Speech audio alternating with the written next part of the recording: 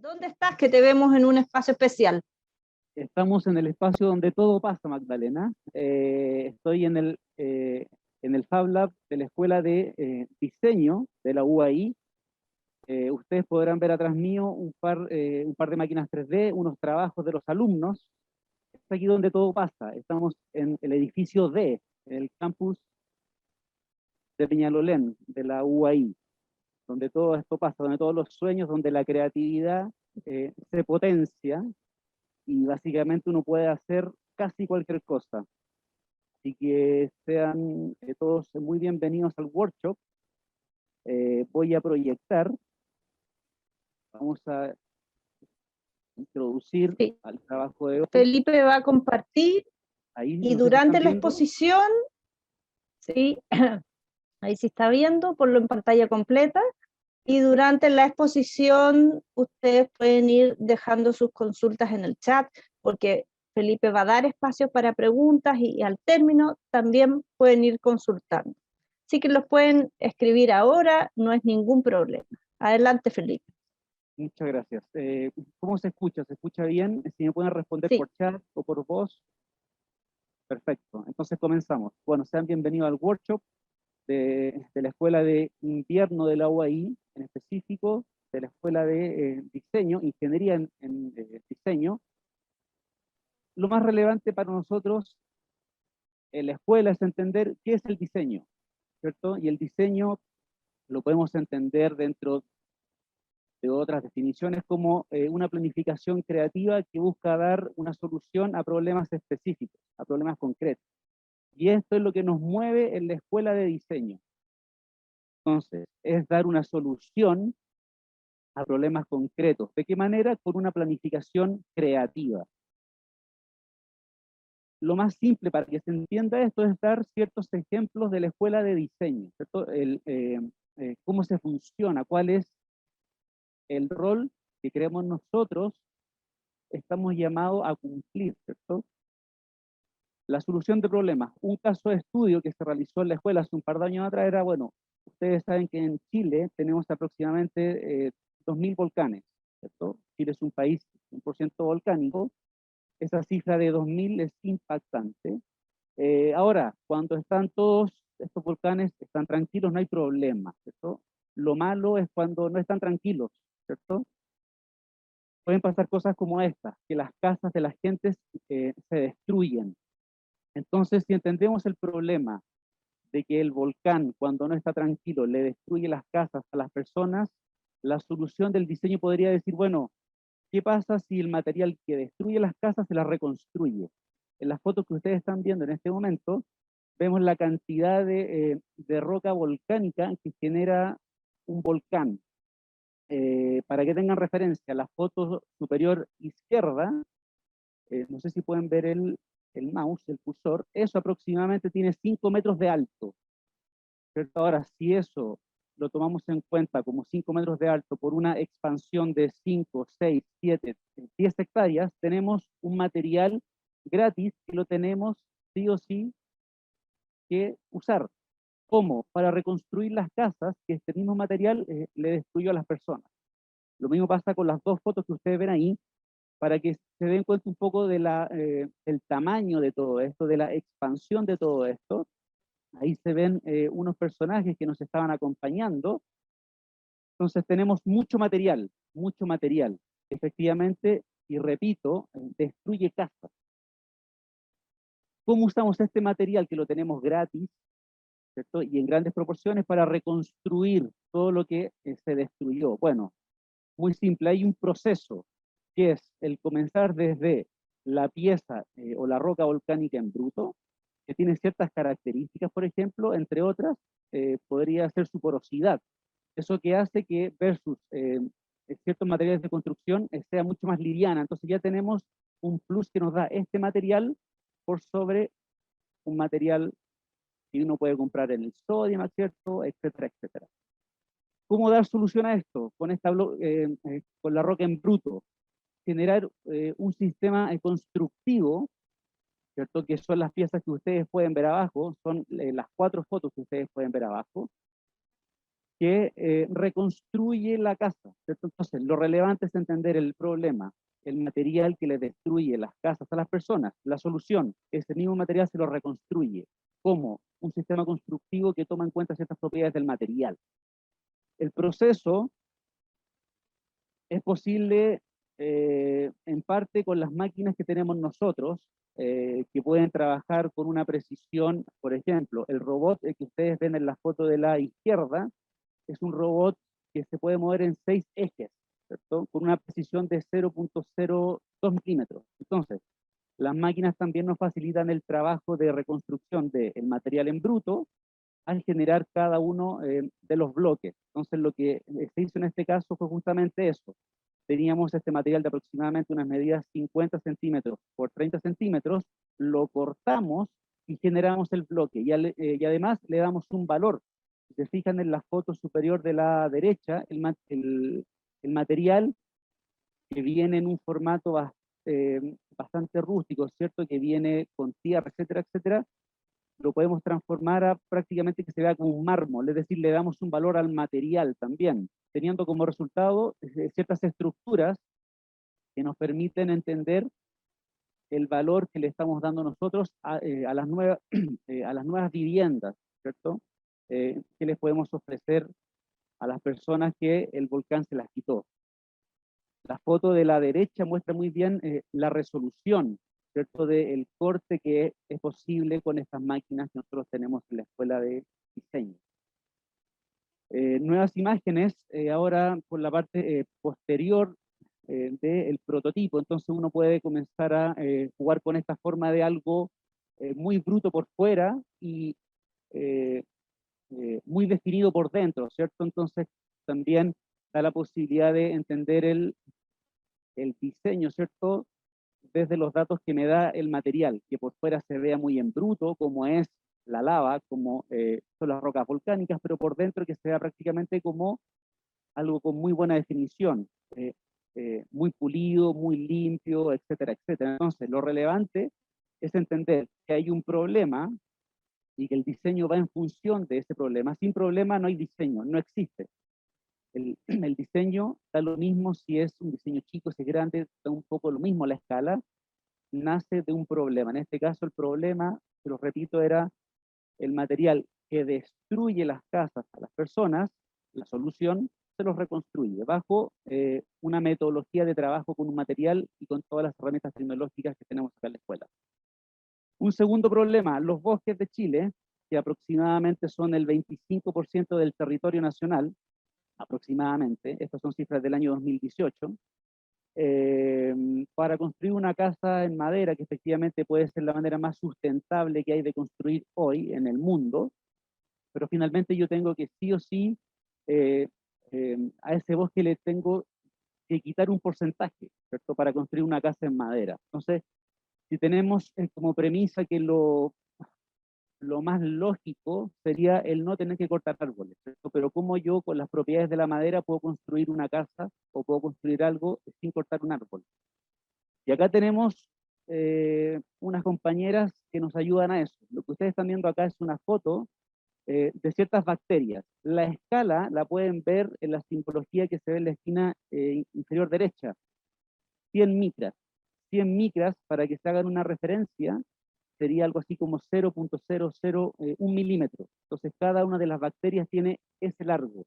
¿Qué es lo relevante? Que estas bacterias en un medio rico en azúcar nos dan la posibilidad de generar muchos filamentos de celulosa, el principal componente de los árboles. Efectivamente son las que nos van a construir nuestras casas del futuro. Acá tenemos fotos del material que producen estas bacterias, que insisto son cientos de filamentos de celulosa que tejen estas membranas que ustedes pueden ver en cada una de las fotos, ¿cierto? Estas membranas son bastante resistentes. Por ejemplo, si yo las tiro, ¿cierto? Si yo las tiro, o las estiro, bien digo, son bastante resistentes. Entonces, tenemos una propiedad nueva. Lo relevante de esto es entender que estas fotos que ustedes están viendo acá es la producción en 2 semanas cada una de las membranas tenía un espesor aproximadamente de 1 centímetro, 1 centímetro y medio, en una semana. La dejamos 2 meses, ya teníamos casi unos 5 centímetros. Entonces ya tenemos un material sin la necesidad de cortar un árbol que tiene las mismas propiedades que un árbol, por ejemplo. ¿Qué se pueden hacer? Yo tengo un molde y seco la membrana sobre un molde, y una vez que está seco tengo la forma del molde, ¿cierto? Más allá del color, más allá de la forma final, lo relevante es entender que este material me permite generar formas que con madera sería muy complejo o bien sería mucho más caro, ¿cierto? Pruebas que se han hecho en la escuela, ver qué propiedades tiene también el material, por ejemplo, que se puede inflar. Las dos fotos que ustedes están viendo en la esquina inferior izquierda es celulosa que se infló, ¿cierto? Cosa que con la madera es muy complejo. Entonces, lo relevante es entender que un nuevo material nos da nuevas posibilidades formales también, para en un futuro entender ya que las casas, o bien en general que la arquitectura eh, eh, sí debe cambiar, ¿cierto? Entonces, aquí uno puede entender lo que nosotros queremos, la solución que estamos dando. Dentro de las propiedades buenas también es que, por ejemplo, en un sismo, por ejemplo, el 8.8 que tuvimos en el 2010, evidentemente que generó ciertos daños estructurales.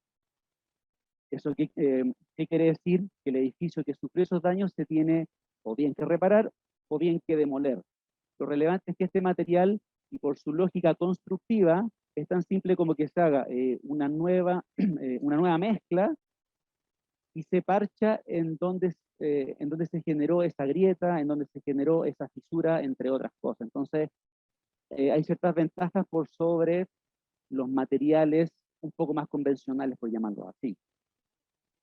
Otro de los ejemplos de lo que nosotros queríamos, ustedes entenderán que esto yo lo puedo cultivar ya no en un acuario como lo hacíamos nosotros de 20 por 30 centímetros. Yo puedo tener cientos y cientos de piscinas con este mismo material, y el paño evidentemente ya no va a ser tan chico, sino que va a ser algo muy grande que me permite en un futuro, por ejemplo, construir un muro como este, ¿cierto?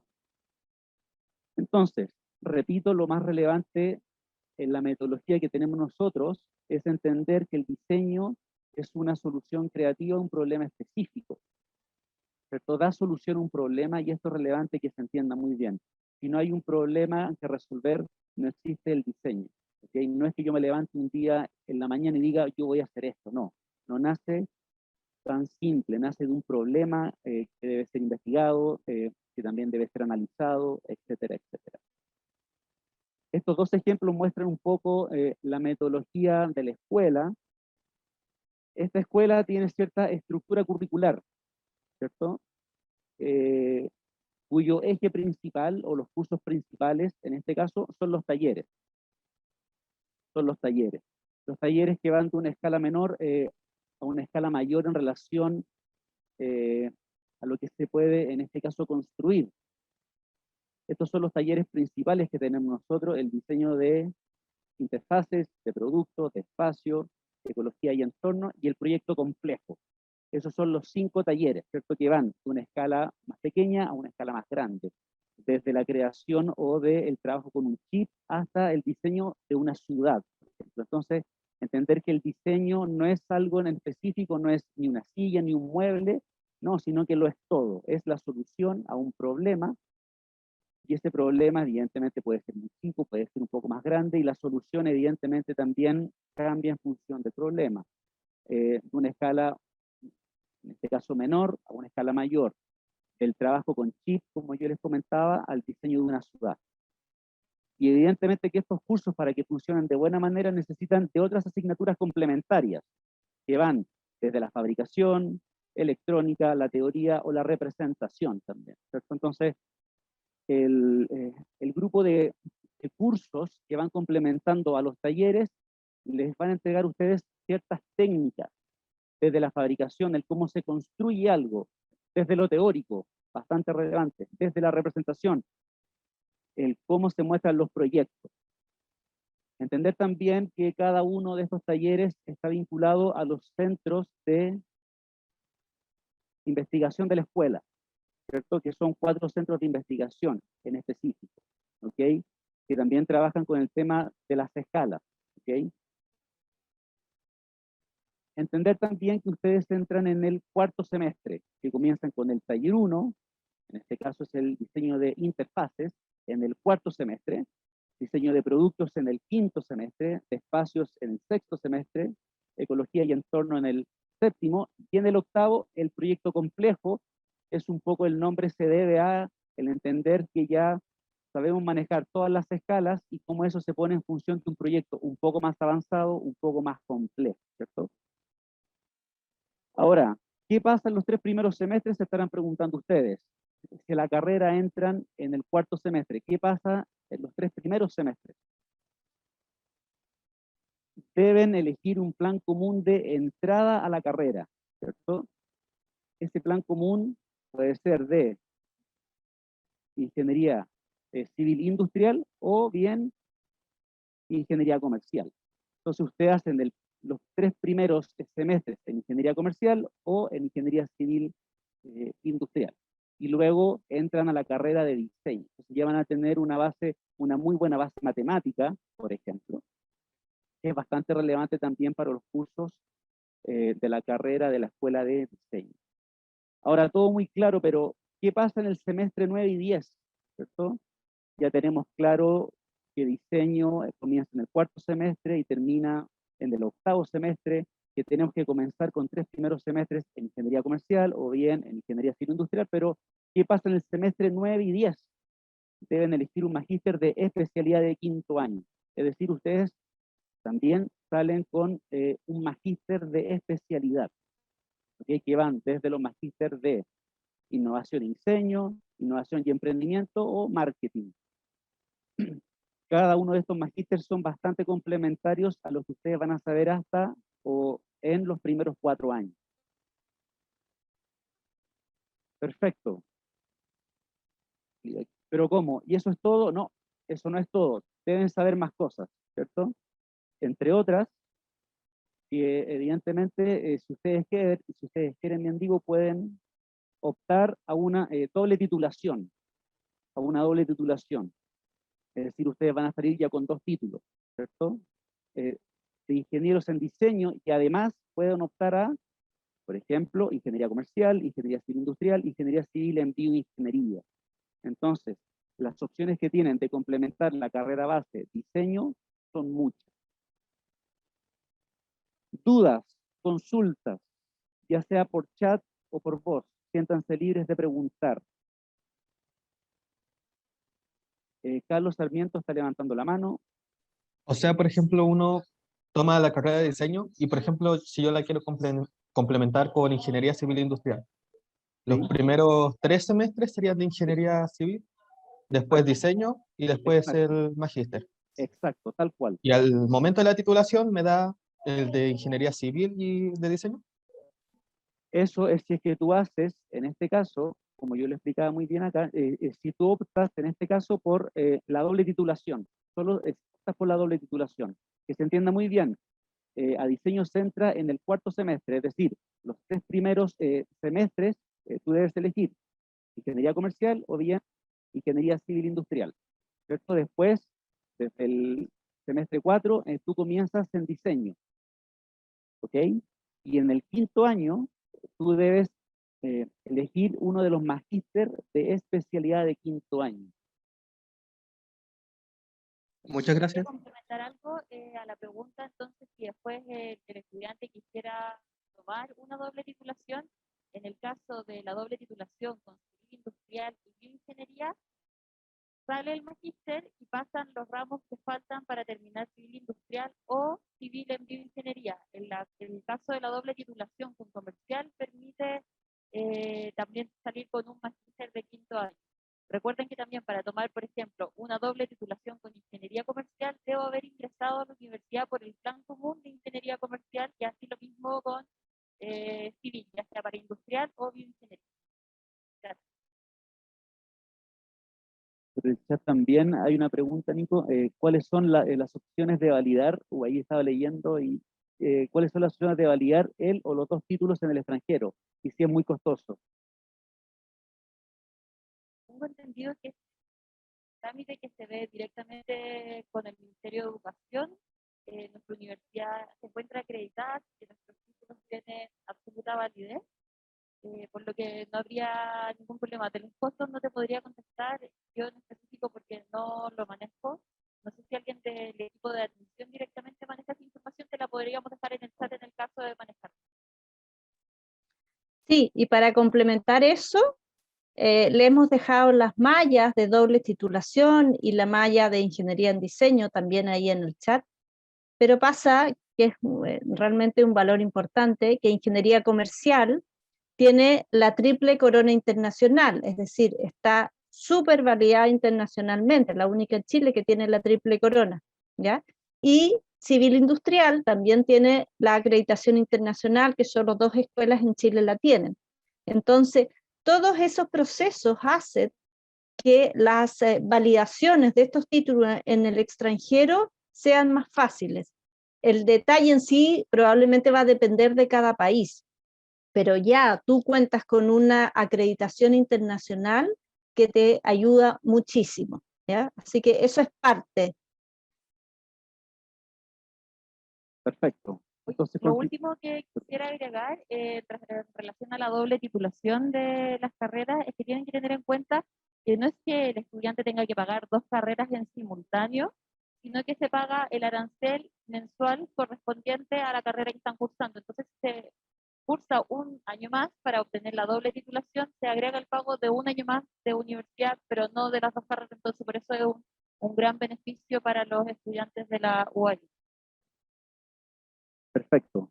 Continuamos entonces. Si ya no hay más dudas, consultas, y si hay en el chat también las pueden seguir haciendo y también está respondida por la misma guía. Entonces, lo que nos convoca hoy en específico es el workshop, en este caso de datos numéricos a geometrías 3D.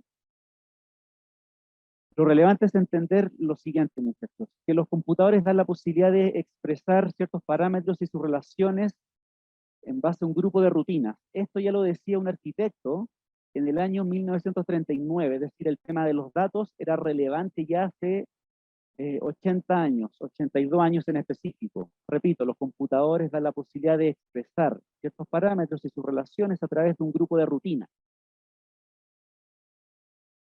Este año, el año 2021, estamos en la cuarta revolución industrial. La cuarta revolución industrial, una de sus patas es la gestión de datos, de todo tipo de datos. En específico, si lo relacionamos con diseño, con arte, con arquitectura, bueno, ¿qué pasa con las geometrías? Entonces se produce un cambio de la manera en cómo el arquitecto, el diseñador, genera ciertas geometrías, ¿cierto? De alguna manera cómo se diseña una forma. Entonces, el entender lo relevante de los computadores en la gestión de datos, en específico en el desarrollo de ciertas formas. Este es un video de un proyecto de una arquitecta muy famosa, ¿cierto? Ahí está su nombre, Zaha Hadid, que un poco nos invita a generar cierta reflexión de lo relevante que son los datos desde la generación de forma y los procesos posteriores, el cómo se construyen estas formas también. Entonces, se entienden las geometrías como la lectura de datos en un espacio 3D, ¿cierto?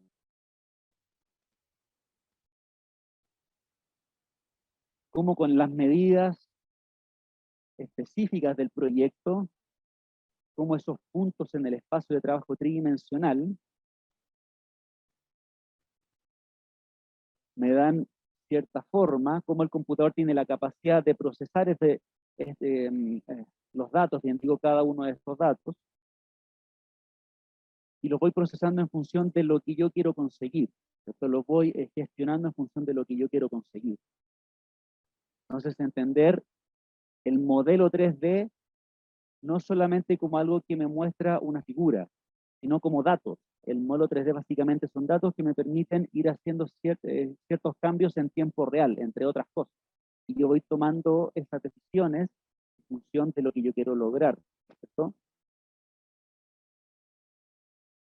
Como ya no solo la gestión de datos nos sirve para generar las formas, sino para los posteriores procesos, que era algo que yo les comentaba, el cómo se construyen todas estas formas, ¿cierto? Una cosa es el diseño, que si se fijan esto, sin la gestión de datos y sin el uso de computadores es muy difícil lograr. Es muy complejo que el ser humano con su mente llegue a la conclusión que esta es la mejor forma para este proyecto.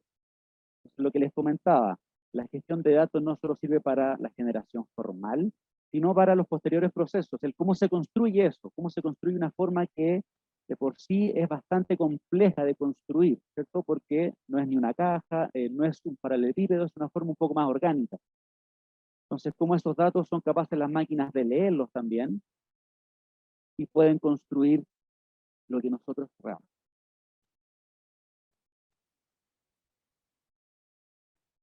Entonces, cada uno de los movimientos de la máquina para cortar ese volumen de Plumaví, efectivamente, se extrae de un modelo tridimensional.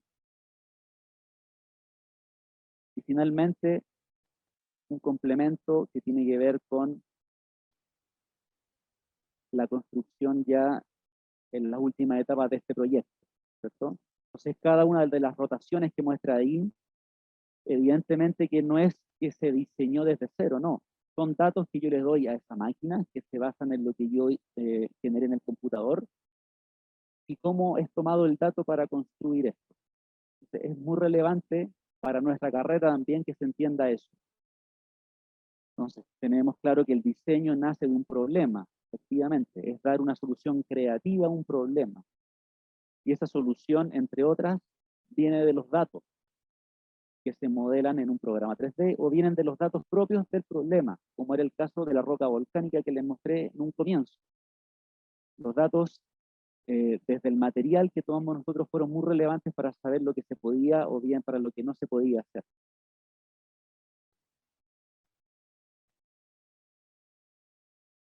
La representación, el cómo se muestran los proyectos, también son datos. Datos que yo en este caso los extraigo del propio modelo 3D. Y ahí está su construcción final. Esto, insisto, sin la gestión de datos, muy difícil hacerlo, por no decir que es imposible hacerlo, porque el ser humano no sé si tiene la capacidad de llegar a la conclusión que esa es la mejor forma. Lo mismo pasa acá. New Balance, para el desarrollo de una de sus zapatillas para maratones, no diseñó desde cero, diseñó en función de entender que cada uno de los corredores tiene distintas formas de correr, es decir, en cómo la planta del pie, efectivamente, toca el suelo, toca el piso. Ahí ustedes pueden ver en colores distintos, en donde más toca el piso el corredor, en color rojo, en donde toca menos. Esos son datos que se procesan en una etapa posterior, en un programa 3D y en procesos de fabricación. Entonces, ¿cómo llegamos a la conclusión que la suela no tiene que ser siempre la misma? La suela va en función de los datos que me entregó la pisada del corredor, en este caso. Evidentemente, después de esto, con un proceso de fabricación digital también, que tiene la capacidad de leer también estos datos. Pero, insisto, y durante toda esta clase, durante todo el tiempo que nos resta, énfasis en el uso y en la gestión de datos, ya no solo como un valor suelto, sino como algo que me da ciertas señales de cómo es la forma que tengo que lograr, de cómo se tiene que construir. La fachada del GAM, esto es un dato para quienes han estado ahí. Si se fijan ustedes, las fachadas son paneles que tienen ciertas perforaciones y estos paneles no es que respondan a que se vea más bonito o feo. Evidentemente que hay una componente de la estética que es relevante también para nuestra carrera, pero es entender las perforaciones y en este caso en particular las zonas que tienen, que son más transparentes son los lugares públicos y las menos transparentes son los lugares privados. Por ejemplo, en este caso podrían ser las oficinas. Entonces ahí ya el dato me da cierta información, el dato de que hay lugares más públicos y hay lugares más privados. Y la transparencia o las perforaciones también van en función de entender eso como un dato. Lo mismo esta fachada, evidentemente. Esta en particular tenía que ver con cuánta luz yo quiero que le entre al volumen interior, ¿cierto? Entonces hay un cálculo de cómo el sol se pone a ciertas horas, o qué luz, o la potencia, o las intensidades del sol a cierta hora, y la fachada evidentemente que tiene la capacidad de responder a esos datos, de entender que no todo debe ser o debe tener la misma transparencia, ¿cierto? Sino que hay un cambio entre cada uno de los módulos que van componiendo la fachada. Entonces, el uso del dato, la gestión de datos, bastante relevante. Rápidamente entender que estos datos se deben posicionar o se deben llevar a sistemas de coordenadas, ¿cierto? Estos sistemas pueden ser, el que ustedes ya conocerán, me imagino, el sistema cartesiano, bidimensional, y en este caso el sistema también polar, bidimensional. La diferencia en que uno se debe a dos coordenadas, x e y el otro a un ángulo y a un radio, una distancia. Pasamos también a lo tridimensional, donde ya no solo tenemos las coordenadas x e y, sino que ya tenemos también z. Se le suma, en este caso, una altura. Entonces, cada uno de estos datos para la construcción de ciertas geometrías se debe llevar al sistema cartesiano, a lo tridimensional o a lo bidimensional, pero se debe llevar a un lugar que me permita generar una forma, una geometría.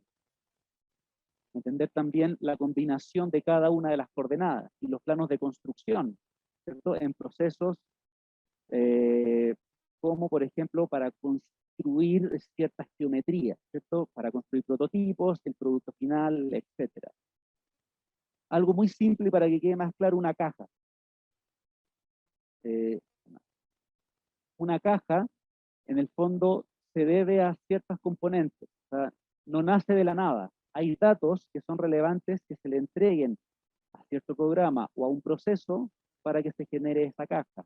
Y lo relevante es entender que hay puntos en el espacio, esos puntos en el espacio que son los vértices, forman un trazado bidimensional, luego se extruye la caja y tengo el sólido resultante, ¿cierto? El volumen. Pero entender que hay cierta lógica, que hay ciertos datos. El ancho, el largo, me forman el cuadrado, forman lo bidimensional, y la altura, el tercer dato. Entonces, para construir una caja necesitamos de 3 datos. ¿Quiénes definen esos datos? Son ustedes. El propósito de la caja también define el tamaño, las proporciones, etcétera, etcétera. Una demostración rápida, por ejemplo, es entender esto que tengo acá. Como yo les comentaba, entender que hay un espacio tridimensional. Lo voy a agrandar un poco para que se vea mejor. Hay un espacio tridimensional, ¿cierto? Que se define un punto en el espacio, un primer punto en el espacio. Luego define un rectángulo base. Ese rectángulo se le pueden ir cambiando sus dimensiones en función del propósito de esta caja en particular.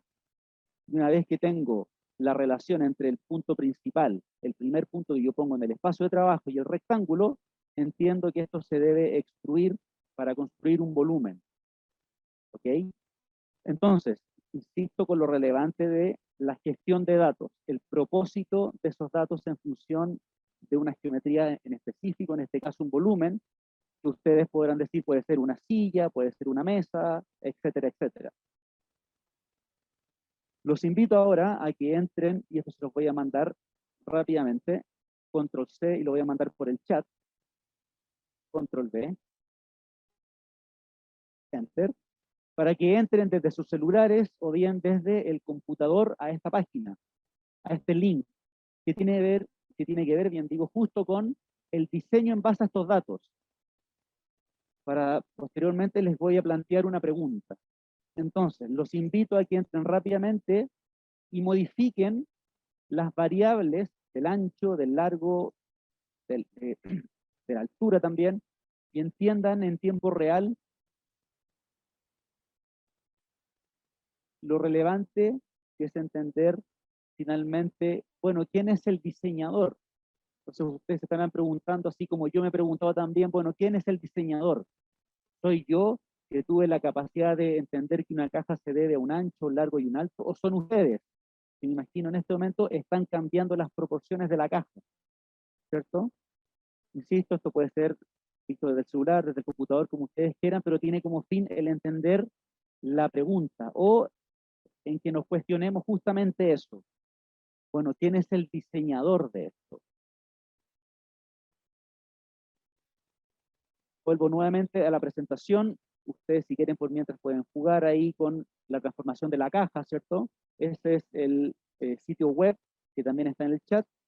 Y acá les repito la pregunta. ¿Quién es el diseñador? O bien, ¿qué rol cumple el diseñador?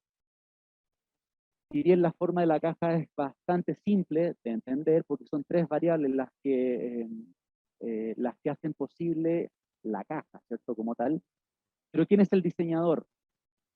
¿Quién es el diseñador? Si yo hago una caja de 50 por 50 por 50, ustedes en sus casas pueden estar generando una caja de 75 por 75 por 75, por ejemplo. Entonces la pregunta, ¿quién es el diseñador? ¿Son ustedes?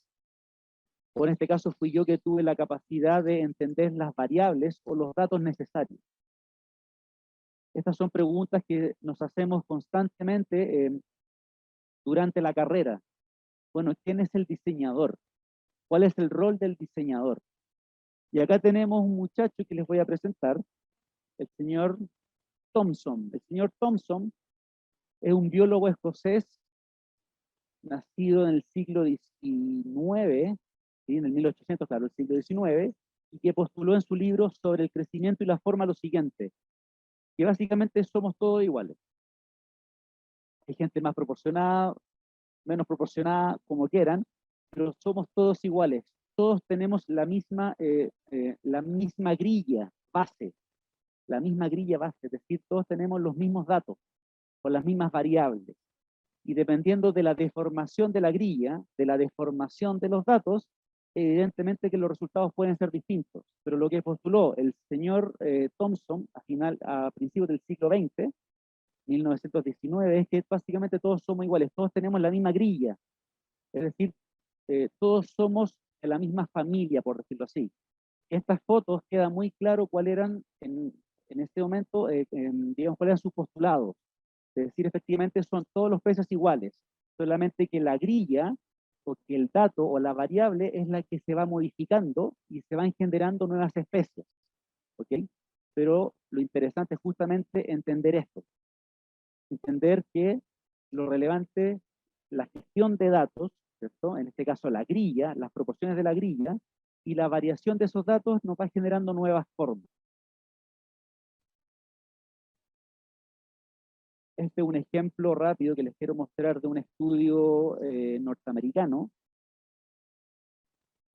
que entiende esto ya desde hace mucho tiempo muy bien y entiende que básicamente las reglas son las mismas. La forma final se va modificando en cómo yo voy transformando esas reglas, ¿cierto? O cómo yo voy moviendo ciertos parámetros, ciertos datos, pero la familia, la base es la misma. Y aquí yo les vuelvo a hacer la pregunta, bueno, ¿quién es el diseñador? ¿Son ellos que crearon las reglas o que entendieron las variables o los datos? ¿O somos nosotros que tenemos la capacidad de ir generando cambios en función de esos datos o esas reglas que nos proponen ellos? ¿Cierto? Como resultado, y si lo vinculamos con lo que nos decía el señor Thomson, todas estas 5 joyas son de la misma familia, exactamente de la misma familia, fueron hechos con las mismas reglas, solo que la transformación o la gestión de datos fue distinta en cada una de ellas. Entonces, entender el diseño siempre como la gestión, insisto, es una solución a un problema, perfecto, y cómo yo ese problema lo soluciono en función de entender que los datos de ese problema, por ejemplo, me están dando la solución. El tema es cómo yo tengo la capacidad de gestionar los datos. Demostración 2, algo similar a la demostración 1, que va en función de entender que si pasamos de una caja, por ejemplo, a una mesa, evidentemente ya sumamos más datos. Tenemos el mismo punto inicial, el rectángulo. Ese rectángulo lo que hace es definir una de las patas. Pero también tenemos un segundo rectángulo ya que tiene que ver con la plataforma de la mesa. También tenemos que entender que esta mesa debe tener ciertas proporciones en su alto, en su ancho, etcétera, etcétera. Tenemos, por ejemplo, la plataforma, cada una de las patas, y lo que hacemos nosotros es entender que las instrucciones ya están dadas, las variables ya están súper claras, y podemos ir generando ciertas familias de geometría, que nacen de las mismas instrucciones, lo que los datos se van transformando, van cambiando. ¿Ok? Entonces, repito la pregunta. Bueno, ¿quién es el diseñador? ¿Soy yo que estoy modificando el ancho de la mesa de 304 a 476? ¿O fue la persona que generó las relaciones entre cada uno de ellos? Nuevamente, volvemos, en este caso, para quienes quieran probar también esta lógica de la gestión, les voy a dejar el link también para que ustedes prueben esto. Quienes quieran, control C, control V, en el chat. Y aquí es nuevamente el entender quién es el diseñador, ¿cierto? Yo podría decir que fui yo el que diseñé esta mesa y no fui yo el que cambié los valores del ancho. Bueno, ¿quién diseñó esta mesa? Insisto con esa pregunta, es bastante relevante durante toda la carrera también, el cuestionarse, bueno, ¿quién es el diseñador? De manera permanente, ¿cuál es el rol del diseñador en la generación de esta geometría? Yo puedo cambiar, evidentemente, el ancho de las patas, el alto total de la mesa, el espesor de la plataforma, por ejemplo. Y vamos nuevamente con la pregunta, ¿estoy diseñando yo o fue la persona que gestionó el vínculo de los datos principales para que se diseñe una mesa? Volvemos a la presentación, ya con la demostración 3, que es un paso más allá. Voy un paso más allá solo por el hecho de que ya estoy transformando lo que parecía muy sencillo, que era un punto en el espacio, a una simple caja, luego una simple mesa y a una silla, que me pide ciertos valores como por ejemplo, qué tan cómodo puede ser el respaldo de esta silla. Entonces, evidentemente ahí nace una nueva variable, un nuevo dato, que es entender la rotación del respaldo. Ese dato yo lo puedo sacar, por ejemplo, de un estudio de cómo se sienta la gente, de cuál es la mejor manera de estar sentado en ciertas actividades, por ejemplo, etcétera, etcétera. Y el dato, por ejemplo, de la rotación en este caso puede ser variable. Hay gente que se sienta distinta. En general los jóvenes, o los jóvenes que son ustedes, se sientan de manera un poco más informal versus una persona que ya tiene sus años, ¿cierto? Que es mayor, que se sienta quizás con una mejor postura. Entonces, eso para nosotros son datos, ¿cierto? Que son relevantes para diseñar.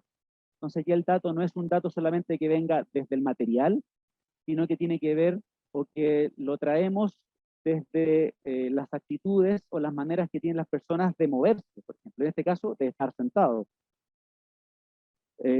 Nuevamente acá, y rápidamente para que ustedes puedan entender esto, les voy a dejar el link para quienes quieran ahí ir diseñando, para quienes quieran generar su familia de sillas, su familia de mesas, su familia de cajas, por ejemplo. ¿Ok? Entonces, vuelvo con la pregunta, ¿quién es el diseñador? La persona que gestionó y vinculó esos datos y tuvo la capacidad de entender qué datos son relevantes para el diseño de una silla, o son ustedes, o soy yo que estoy modificando el ancho, el alto, el espesor, etcétera, etcétera. Perdón. Entonces, si ya tenemos claro o ya nos podemos estar cuestionando quién es el diseñador, qué rol cumple el diseñador, vienen más preguntas, como por ejemplo, ¿qué tan creativos son ustedes? ¿Cuántas soluciones pueden dar a un solo problema? ¿Cuántas variables pueden controlar? Hay un estudio que leí hace un par de meses atrás que decía que frente a un problema, alguien muy creativo, pero extremadamente creativo, podría dar aproximadamente 5 o 6 soluciones. Alguien muy creativo y en un tiempo determinado. Tenía la capacidad de dar entre 5 o 6 soluciones, alguien muy creativo. Entonces la pregunta, ¿qué tan creativo y antiguos son ustedes? ¿Cuántas soluciones se les ocurren que puede dar a un solo problema? ¿O cuántas variables necesitan para controlar o dar cierta solución a un problema? Entonces, si yo les pregunto, ¿cómo se construye un huevo, por ejemplo? ¿Cuántas opciones creen ustedes que me podrían dar? ¿Qué tan creativos serían para algo tan sencillo o que suena tan sencillo de cómo construir un huevo? Entonces ahí yo puedo construir un huevo de diversas maneras. Tengo la capacidad, quizás no solo yo, pero si nos juntamos todos los que estamos acá en reunión en Zoom, seguro que cada uno desde su contexto, desde lo que sabe, desde el conocimiento que tiene sobre temas específicos, daría soluciones específicas a cómo construir un huevo, ¿cierto? Pero lo relevante es entender, bueno, qué tan creativos somos nosotros.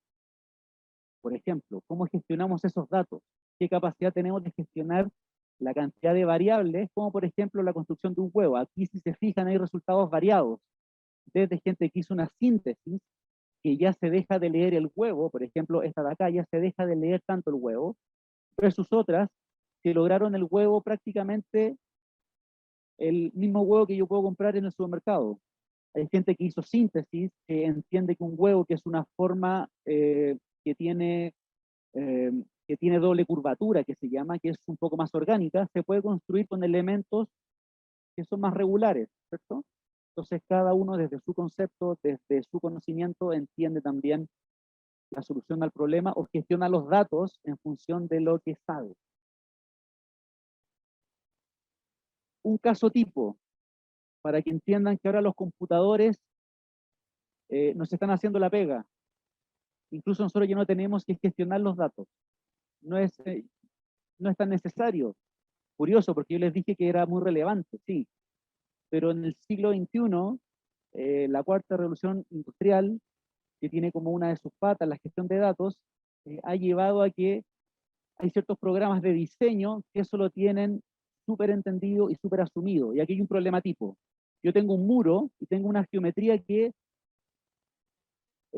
está soportando un peso, llámese un florero, lo que ustedes quieran. Entonces la geometría que tenemos que diseñar es esa caja.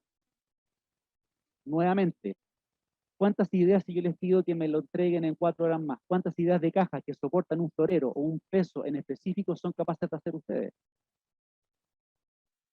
¿Qué variables podríamos tener en cuenta? Que la geometría base es una caja, pero el desarrollo de una caja, o yo puedo generar una caja de diversas maneras. Otras variables relevantes, la caja debe ir sí o sí contra el muro, se fija al muro, y que hay un peso específico en kilos, un florero con agua, un florero sin agua, no sé, una escultura, hay un peso, ¿cierto? Una carga. Y hay programas que eso lo entienden muy claro, y entienden que una caja, yo no necesito toda la masa de la caja para dar solución a este problema, de que esto tiene que ir contra un muro y que recibe un peso en específico. Y ya hay programas de computación que me entregan la masa real que yo necesito. ¿Qué masa yo necesito realmente para responder a este problema o para dar la solución a este problema? El soportar un peso específico y que esto vaya de alguna manera fijado a un muro. Aquí tenemos unas vistas desde abajo. Entonces hay soluciones que me dicen, mira, con un 55% de masa vas a tener esa geometría, o bien 42% de esta geometría, etcétera, etcétera. Y aquí hay más variables, evidentemente, de cómo se construyen estas cosas. Pero primero es entender el cómo yo llego a esta forma en específico, cómo se gestionaron los datos, qué datos entiende el computador son relevantes para dar una propuesta formal. Lo mismo pasa con una silla. Si yo les pido que hagan una silla, ¿cuántos diseños de sillas son capaces de generar en 1 hora? ¿Y cuál de esos diseños que ustedes están proponiendo están seguros de que va a funcionar, de que va a tener la capacidad de soportar un peso de 100, 120 kilos, o de que un niño, por ejemplo, se suba y salte sobre la silla? Entonces hay programas que ya entienden eso como datos, que son parte del diseño, y entienden que hay ciertas formas óptimas, ¿cierto? Desde algo más en bruto, donde uso más material, a algo más fino, a algo final, con mejor resolución. El caso de una moto también. Lo relevante es entender cuáles son las geometrías que se deben preservar, porque hay temas de construcción, de montaje, etcétera, etcétera.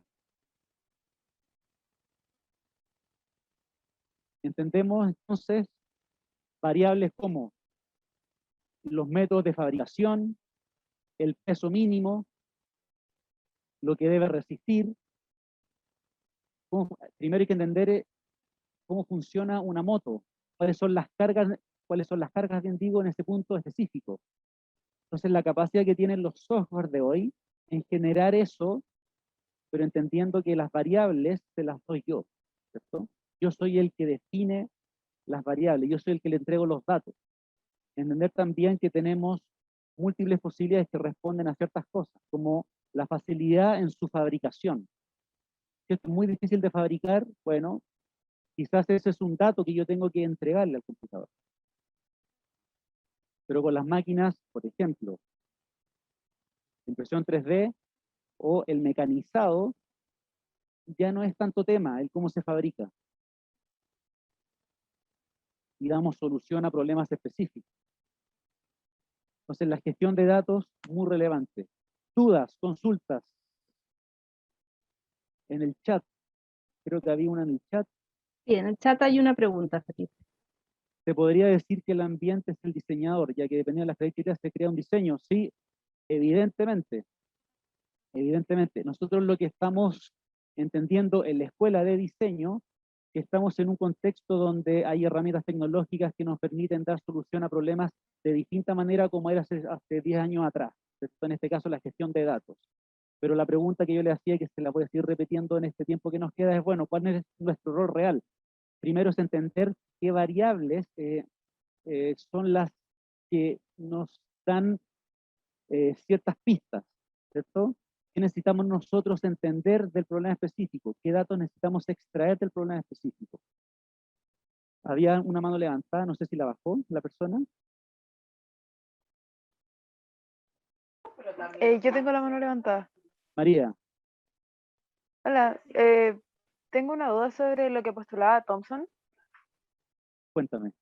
En algún minuto nunca propuso que quizás había como una cantidad de variables como limitadas.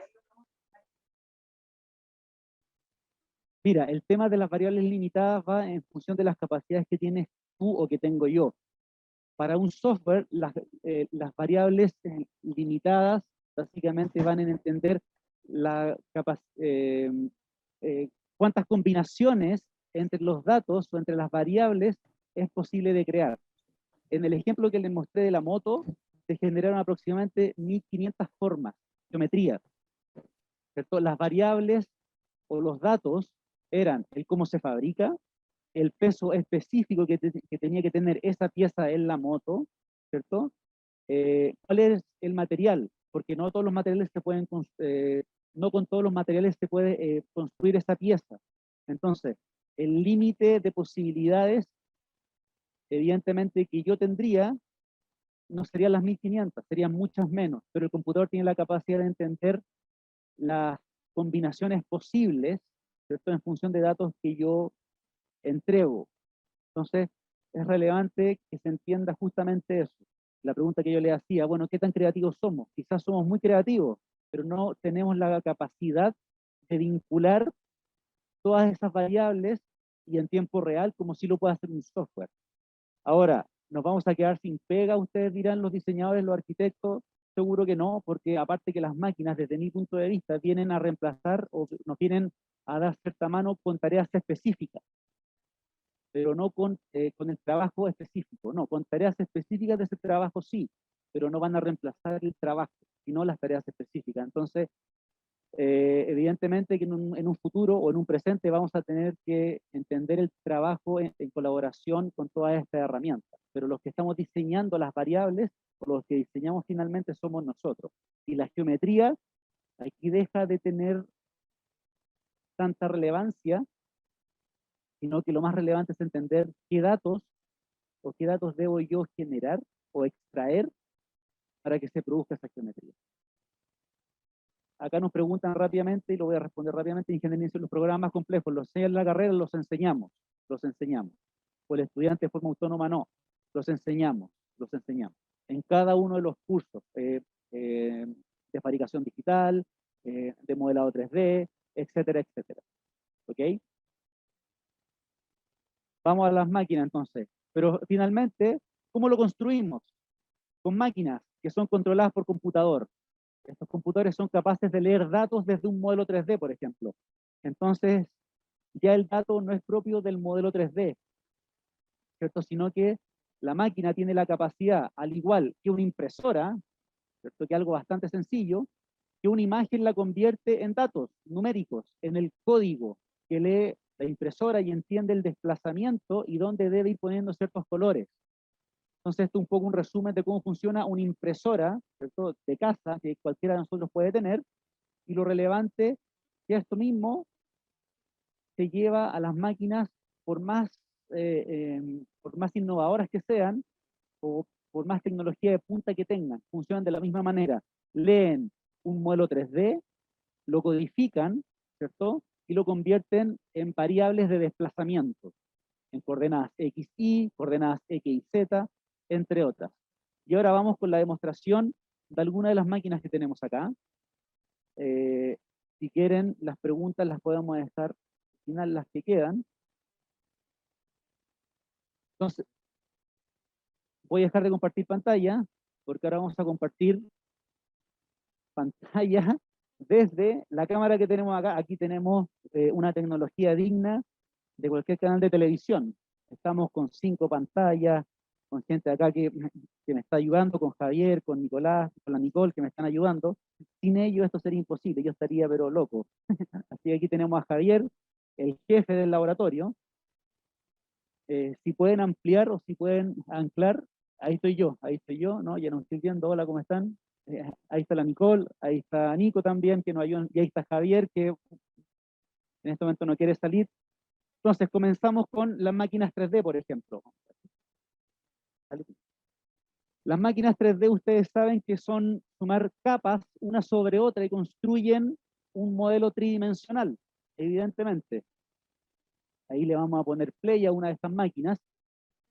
¿Qué datos lee la máquina 3D? ¿Cuál es su información? Es lo que yo construyo o lo que se modela en un programa.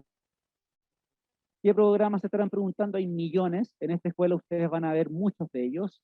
Lo relevante es entender que ese modelo 3D se traduce en ciertos datos. Esos datos son los desplazamientos de la máquina y en dónde tiene que ir o en dónde no tiene que ir poniendo masa, ¿cierto? En este caso es un material que se funde a cierta temperatura y va generando capas, y esas capas lo que hacen es construir el modelo 3D. La resolución del modelo va en función también de cuál es el fin de ese modelo. Un prototipo quizá no necesita tanta resolución, por ende las capas que construyen ese modelo podrán ser un poco más anchas, versus si quiero tener algo con mucha resolución, como esto, por ejemplo. No sé si se ve ahí, perfecto, una calavera. Entonces, evidentemente, para un modelo de esta resolución necesito entregar el dato a la máquina, que la resolución sea la mejor. Por ende, las capas de cada una de las pasadas, bien digo, en la máquina será evidentemente más delgada.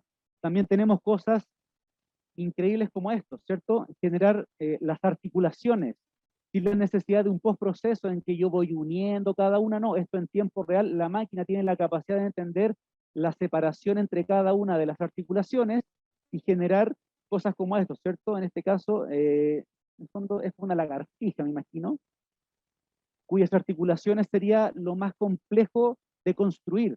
Sin embargo, la máquina lee los datos y entiende que hay una separación entre cada una de las articulaciones, y eso hace que esta lagartija tenga un movimiento, ¿cierto? Insisto, sin la necesidad de un postproceso, de que yo tenga cada una de estas cosas por separado y las voy uniendo por mi cuenta, que eso evidentemente es trabajo extra, es tiempo. Una de las cosas relevantes también de las máquinas, acá para los fanáticos de Star Wars, ¿cierto? Arturito, con una resolución increíble en donde yo puedo ver cada una de las partes también del robot. Entonces, como les comentaba, lo relevante es entender lo productivo que pueden ser también estas máquinas. Y estos son datos que a mí en lo personal siempre me gusta dar. Ustedes saben que la construcción, estoy aquí, perdón, estaba mirando la descripción. La construcción en Chile es una de las industrias menos productivas, por un tema cultural, entre otras cosas. Sigue siendo muy artesanal la construcción. Chile en niveles de productividad en la construcción está por debajo de los países de la OCDE, que ya están generando los muros con impresoras 3D.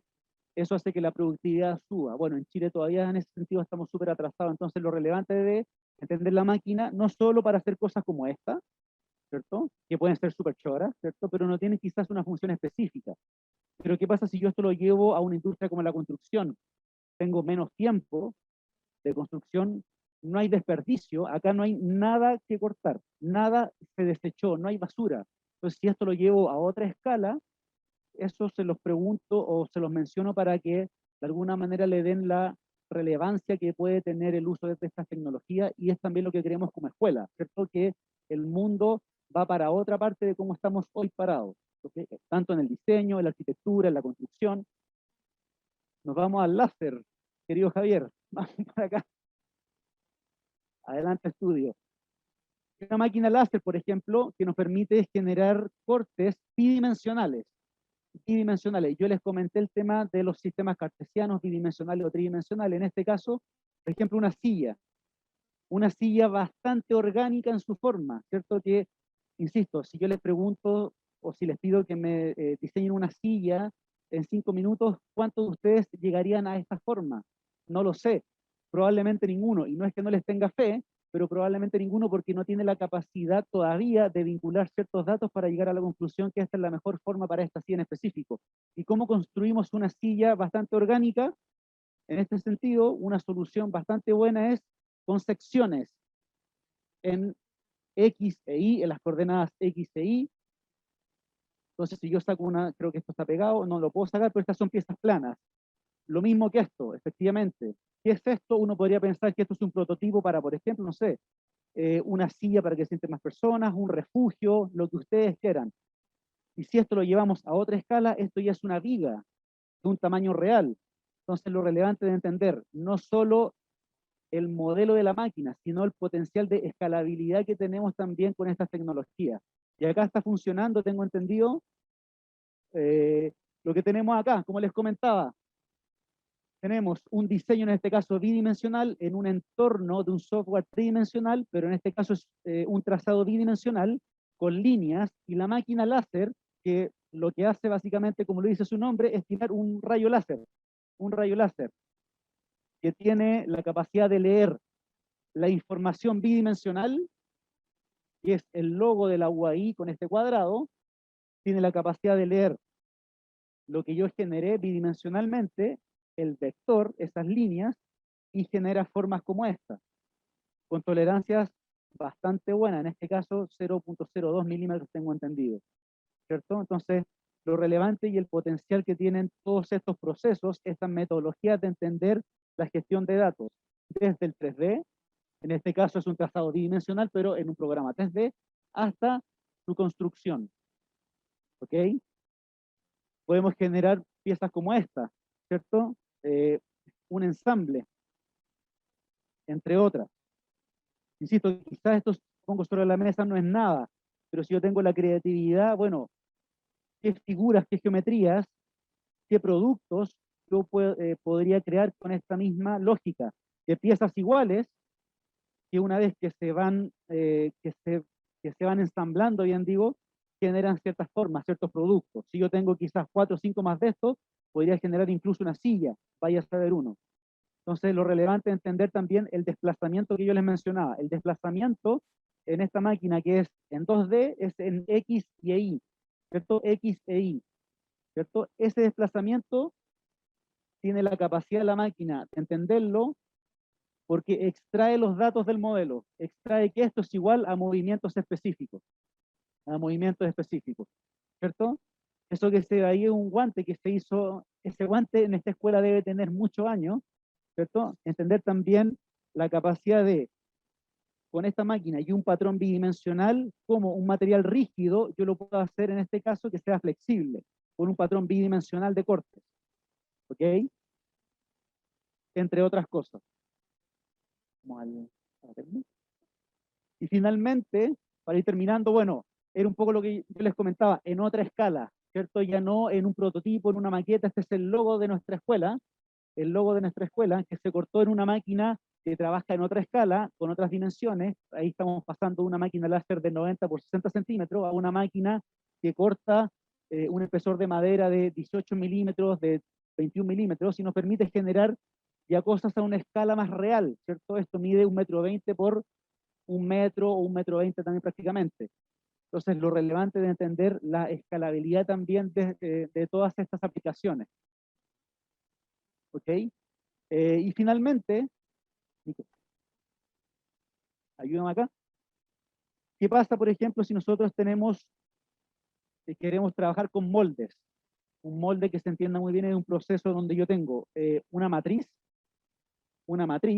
hecha en madera, hecha también con nuestras máquinas que tenemos en la escuela de diseño, que se las enseñamos también en cada uno de los cursos de fabricación, y yo quiero hacer un molde. Perfecto, también tenemos esta lógica. Entender, por ejemplo, lo relevante del molde, lo relevante de ya no trabajar con una máquina CNC, sino esta no es una máquina CNC. La lógica de esta máquina es cómo transformar un material plástico, en este caso, transformamos un material plástico, o más bien digo, en este caso, termoplástico, que tiene la capacidad de cambiar sus propiedades químicas si se le aplica calor, si se le aplica cierta temperatura. Y por un sistema de vacío, ¿cuál es este? Entonces, se fijan, estamos aplicando cierta temperatura a ese material en estado rígido, pero que es un termoplástico. Un termoplástico se entiende como un material que, si yo le aplico cierta temperatura, sus propiedades químicas cambian y tiene la capacidad de, con un molde, ¿cierto?, tomar la forma de ese molde, porque ya no está 100% rígido, ¿cierto?, porque sus propiedades químicas cambiaron. Esta máquina, la termoformadora, funciona bajo la lógica del vacío. Un poquito más. Funciona bajo la lógica de vacío, es decir, un material, insisto, un termoplástico que cambia sus propiedades químicas, ¿cierto? Por ende ya no está tan rígido. Yo le aplico un vacío, y si a eso le sumo un molde, el vacío lo que hace es que el material termoplástico tome la forma de ese molde, por ejemplo. Entonces ya tenemos el proceso entero, entendemos el modelo 3D, lo relevante, el modelo 3D, ese modelo 3D son datos por una máquina, para una representación bidimensional, en este caso por una máquina, para un molde específico, y ese molde en específico nos sirve para trabajar con materiales termoplásticos, ¿cierto?, que nos permiten producir una serie de moldes para procesos futuros. Ustedes se preguntarán qué tipo de cosas. Los moldes de los chocolates, por ejemplo, se hacen así. Los moldes cuando uno se compra un sándwich, ¿cierto?, que viene en un envase plástico, eso fue el mismo proceso, tuvo el mismo proceso. Se generó un molde con ese triángulo, con el típico molde de los sándwiches triangulares, se generó un molde rígido con esa forma, en un material termoplástico, repito, que tiene la capacidad de cambiar sus propiedades químicas si se le aplica cierta temperatura, y con vacío, con estas máquinas, las termoformadoras, toman la forma de ese molde. Entonces, hay un proceso en que el material, repito, cambia sus propiedades químicas, dependiendo del espesor, evidentemente que el tiempo de deformación puede ser más o menos. Ustedes ven que en este momento se infla un poquito el material, no sé si se logra ver bien, sí, ahí se está viendo muy bien. Entonces, un poco para que se vaya entendiendo la metodología de trabajo en un ambiente tridimensional, en un ambiente donde la gestión de datos es bastante relevante, y cómo se trabaja en la escuela de diseño. Si hay preguntas, las podría ir leyendo por ahora. Cuando ya estamos casi, podría ir leyendo algunas preguntas, si tienen dudas, consultas. Ya estamos llegando al final. Los laboratorios de diseño y modelado 3D de la UEI también se encuentran en la sede Viña. En la sede Viña tenemos un Fab Lab, que es un laboratorio de fabricación donde tenemos estas mismas máquinas, donde ustedes pueden construir exactamente lo mismo. Sí, también tenemos en la sede de Viña del Mar. Si esa pregunta en específico era sobre Viña, sí, también tenemos Viña del Mar. No sé si se me quedan preguntas en el interno del chat, no sé si me he perdido algunas preguntas, ¿no? Si surgen preguntas, si quiero hacer algo personal, tiene algún costo y depende de qué es lo que se use. Algo personal.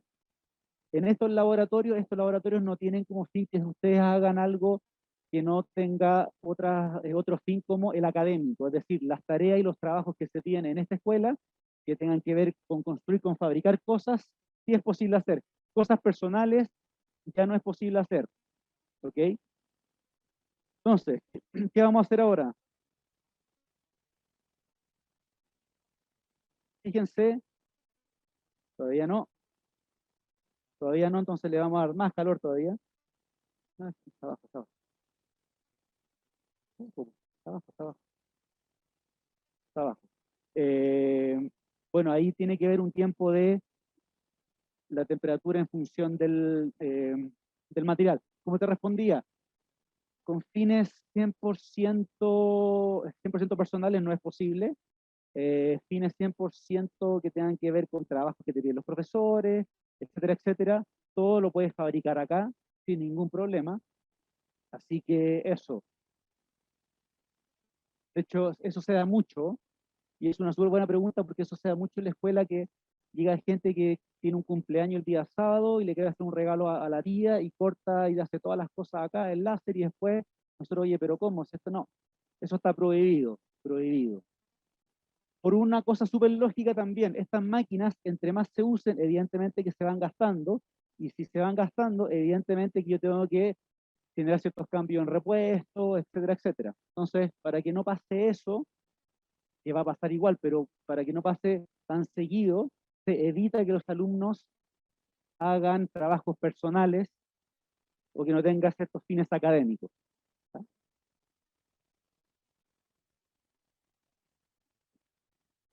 A ver, veamos ahora.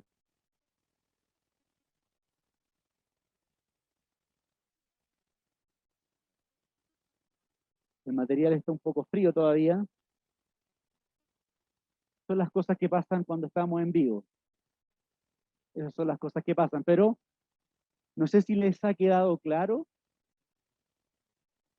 ¿Alguien quiere preguntar más? Lo relevante es que se entienda, insisto, no sé a qué cámara mirar, bueno, voy a mirar acá. Esa, sí. Aquí, así, aquí. Gracias, Javier. Es que tengo muchas cámaras. ¿Hay preguntas, creo? Si, por ejemplo, durante la carrera quiero realizar un emprendimiento, proyecto donde requiera máquinas de diseño, ¿puedo usarlas? Sí, porque eso tiene un fin 100% académico, absolutamente.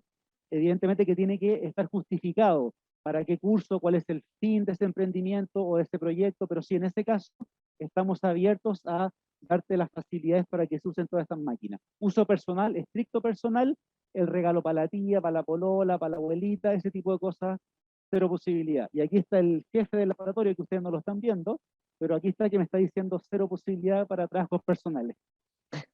Pero no sé si te respondí, Paulina. Sí se podría, absolutamente, porque eso sí está 100% justificado. Ahí está el jefe, que dice no a cosas personales. Ahí estoy diciendo que no, ¿ok? Ya, pero eso, entonces, a modo de resumen, porque ya veo que estamos terminando.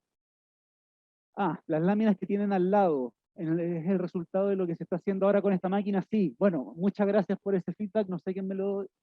bueno, Magdalena, esto que se hizo acá es una cara, evidentemente un rostro de alguien que tenía evidentemente una nariz perfecta, por lo que uno puede ver acá en el molde, y lo que se hizo fue un molde primero del rostro de esta persona, y luego en esa máquina, insisto, trabaja bajo la lógica de entender un termoplástico, que si se le aplica cierta temperatura, sus propiedades químicas cambian y permiten tomar la forma de un molde si se le aplica un vacío. Se hizo con esto, se hizo con esto también. Esto sí es parte de los cursos, se usa muchísimo porque sirve para hacer moldes. En workshops anteriores, cuando eran presenciales, lo que hacíamos nosotros eran, por ejemplo, eran moldes de chocolate. Esto es súper relevante también para procesos de chocolate, para generar un chocolate con en este caso era una forma específica, pero sí, esto que estamos acá, estas láminas que te está diciendo Paul, no, ¿quién era? Creo que era Magdalena, fue justamente eso, un molde de un rostro, ¿cierto? Ahora, ¿cuál era el fin de esto? Te prometo que no recuerdo cuál era el fin de esto, pero sí, se hizo con el mismo proceso que estamos, ahí está, como pueden ver, el termoplástico, en este caso de color verde, esto es un país verde de 2 milímetros o 1 milímetro, tuvo la capacidad de tomar la forma de este molde, ¿ok? Y lo relevante también es entender ciertas características que tiene que tener el molde. Ojalá un molde que no ceda ante la temperatura, por ejemplo. Entonces, un molde de Plumaví yo no recomiendo en lo absoluto. porque cede ante la temperatura. La madera no cede, evidentemente. También los ángulos son relevantes. Ahora ustedes van a saber, y esto ya estamos terminando, algo un poco más técnico. Lo relevante también del molde son los ángulos de las paredes. Los ángulos de las paredes. Si no tengo un ángulo de aproximadamente 1 grado, 2 grados, este molde es muy difícil que yo lo pueda sacar. Entonces hay ciertas características de los moldes que se enseñan en los cursos de fabricación que también es relevante que sepan. ¿Ok? Ahí tienes ya una las pregunta. Pregunta. Una vez que el termoplástico agarra una forma, ¿puede volver a ser liso? Absolutamente, sin ningún lugar a duda. Esto yo lo puedo usar no 100 veces, pero sí, si yo quito el molde, que ahora van a ver que no es tan simple, fíjense cómo queda el molde en relación al plástico. ¿Ok? Entonces ahora esto yo lo tengo que sacar, y en sacarlo, en este caso en particular, como las paredes no tenían ese ángulo, cuesta mucho. Por ende, en este caso en particular se tuvo que romper, se tuvo que poner un clavito para poder sacarlo. La pregunta es sí, lo puedo volver a usar, pero hay un límite. ¿Por qué? En la medida que el termoplástico es sometido a temperatura, luego se enfría, nuevamente a temperatura, yo pruebo con un molde, no me funcionó, el espesor evidentemente ya cambia, ya no es de 1 milímetro, sino que va cambiando. Entonces, en esta zona, el espesor ya no es 1 milímetro, porque se tuvo que estirar el material. Entonces, eso tiene cierta tolerancia. Este proceso con este mismo material yo no lo puedo repetir 10 veces. Por esa razón, el material al estirarse va perdiendo su espesor.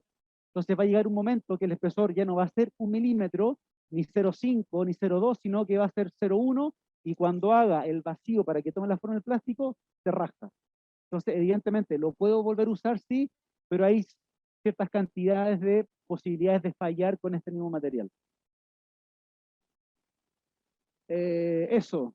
Oye, no sé si más preguntas, ya estamos terminando. Lo de las cámaras aquí, acá, estoy como medio loco con las cámaras, pero bueno, son cosas que pasan. Pero vamos bien. O ya hay una pregunta, una vez, no hay más preguntas, esta es la última, sí, una vez el termoplástico sí. Sí, y si quieren prender sus micrófonos y hacerlo bueno, más rápido, cualquier duda, que ya estamos cerrando, ¿ah? Mientras piensan, yo les voy a enviar esta votación que está apareciendo en sus pantallas para que puedan evaluar esta actividad.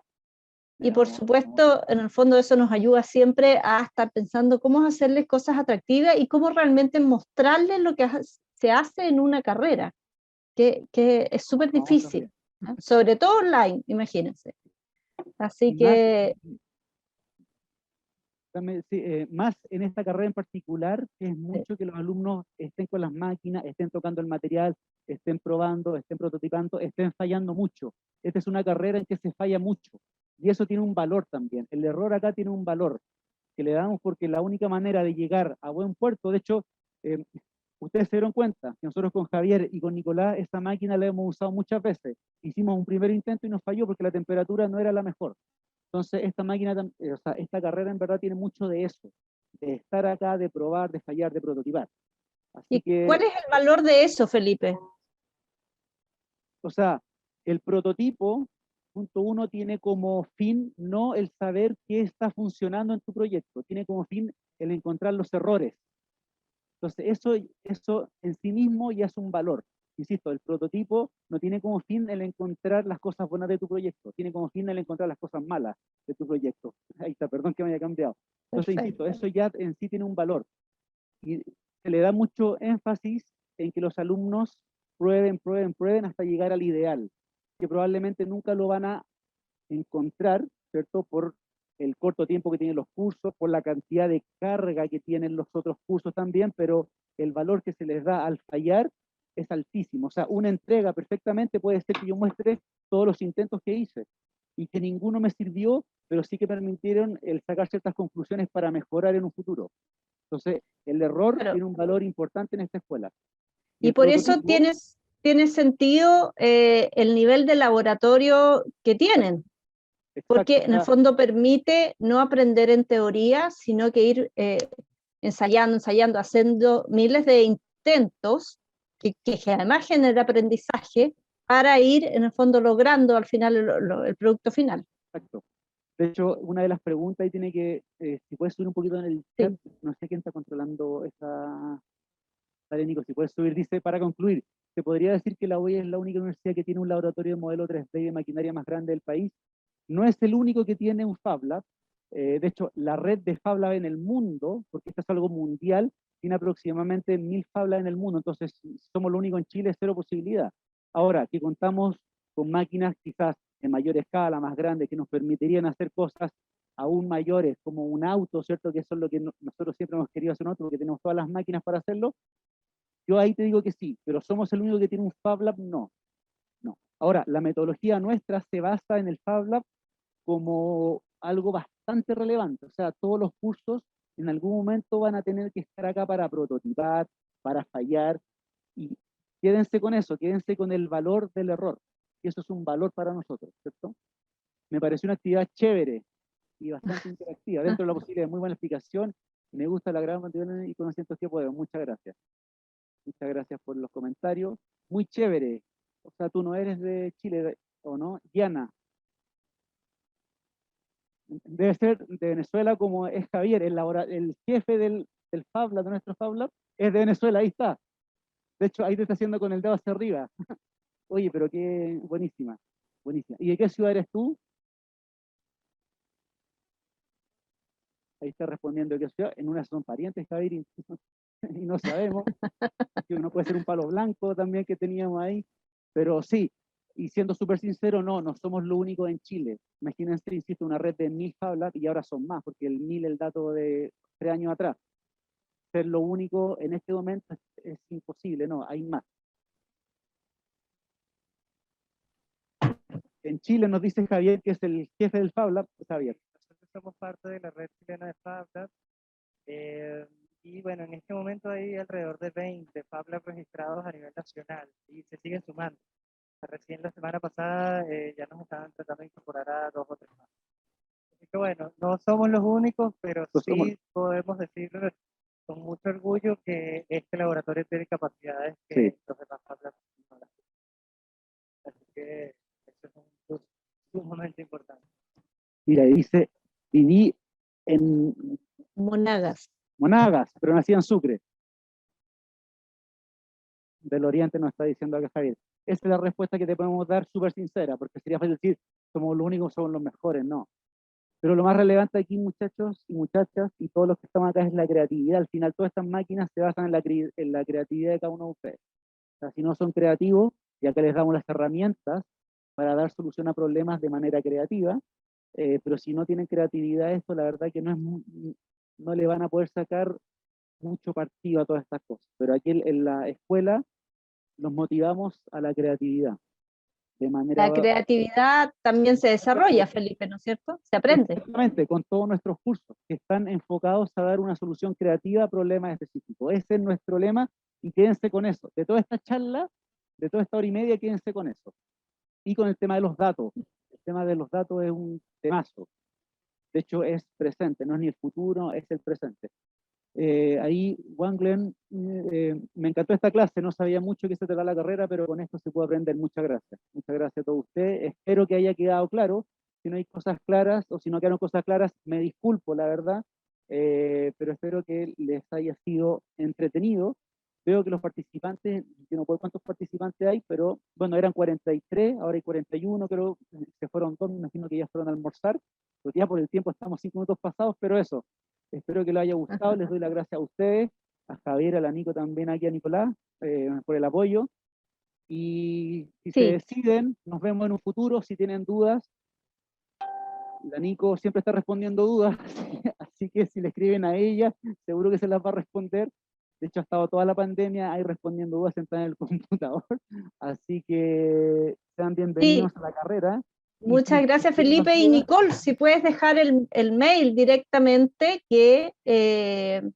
al que te puedan escribir, puedan decir sus dudas. Estamos dando cierre a esta actividad. Mi correo, Mayra, está en el chat, es nicole.neumann@uai.cl. También nos pueden escribir al correo del Fab Lab si tienen alguna duda específica de nuestro laboratorio, quieren conocer algo más de las máquinas, también pueden escribir ahí a fablab@uai.cl. Y nada, nos pueden seguir, como les puse arriba, en nuestro Instagram, donde van a encontrar muchísimos más proyectos de todos nuestros estudiantes de pre y posgrado. Es @DesignLabUAI, ahí también les estaremos informando de nuevas actividades.